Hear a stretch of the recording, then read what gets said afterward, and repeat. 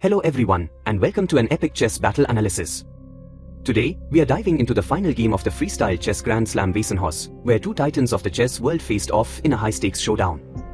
On one side, we have the young and talented Javokhir Sindarov, rated 2700, and on the other, the chess legend himself, Magnus Carlsen, rated 2833. The game begins with e4 from Sindarov, a classic move aiming to control the center.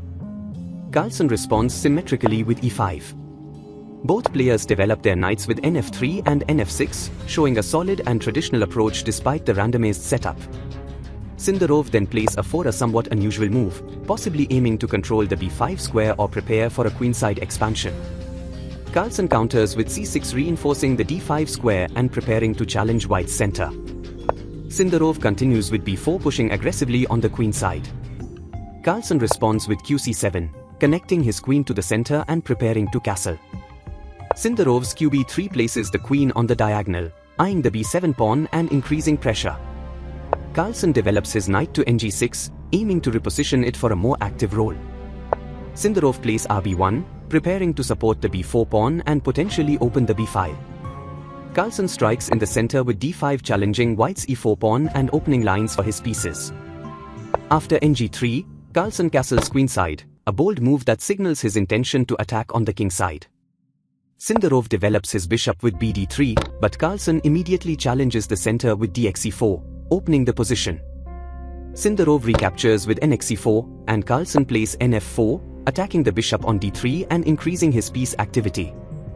Sindarov exchanges knights with nxf6, and Carlsen recaptures with gxf6, opening the g-file for potential counterplay. Sindarov tries to maintain the initiative with bf5+, forcing Carlsen's king to kb8.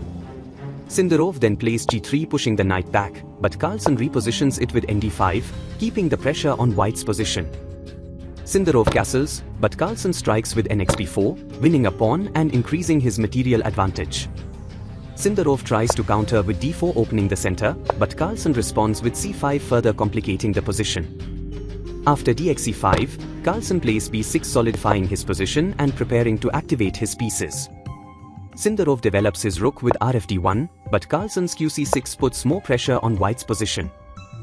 Sindarov captures the pawn with exf6, but Carlsen's bb7 activates his bishop, targeting the weakened king side.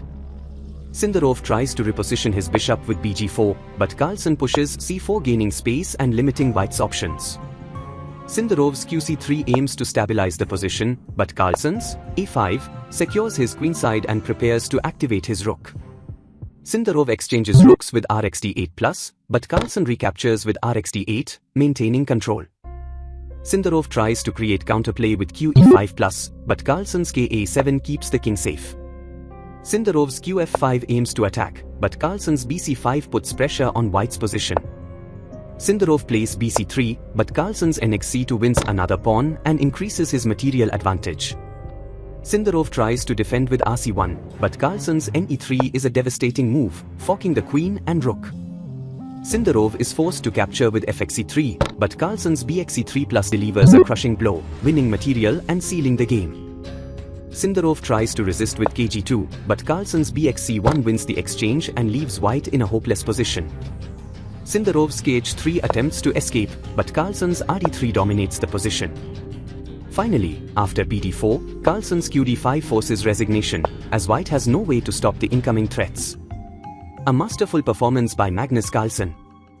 And there you have it, the final game of the Freestyle Chess Grand Slam Weissenhaus ends in a spectacular victory for Magnus Carlsen.